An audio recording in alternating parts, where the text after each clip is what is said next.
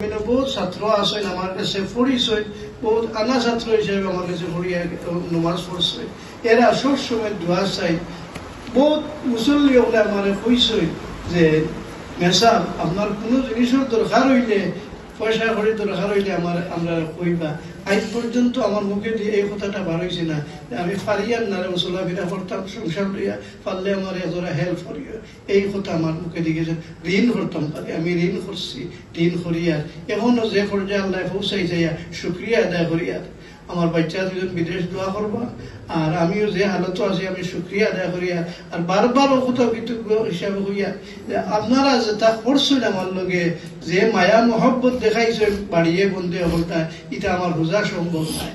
এর বাদে তো আমি মানুষ, আমার কাছ থেকে চলাফেরা উঠে বসে মত কোথায় গাঁওর হিসাবে, এলাকার হিসাবে দাবি করে কেউ করতে হয়েছি, আমার আল্লাহর হস্তে মাফ করে দিবা। আমি আপনারা কোনো ধরনের কষ্ট দিয়ে থাকিতে আমি তো মানুষ হিসাবে ভুল হইব, এতে কোনো সন্দেহ নাই।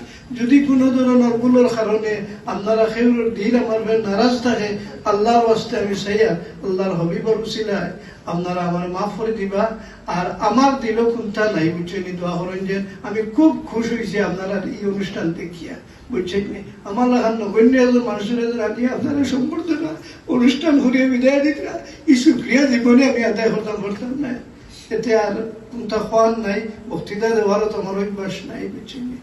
আপনারা কাছে একটা আবেদন যে আমি যদি আপনারা কোনো ধরনের একটা ছোট থাকি বড় পর্যন্ত কষ্ট দিয়া থাকি, মুখ দ্বারা হাত দ্বারা, আমি কোনো সময় গাঁওর হিসাবে বহুত ধরনের আমি কোনো সময় বড় বললাম মাথিয়া আপনারা আমি আইলাম না, এরা হিলাম না, ও যে কোনো তার বিনিময়ে যদি আপনারা কোনো জাত আঘাত দিয়ে থাকে, কষ্ট দিয়ে থাকি, আমার আল্লাহর হস্তে আপনারা মাফ করে দিবা।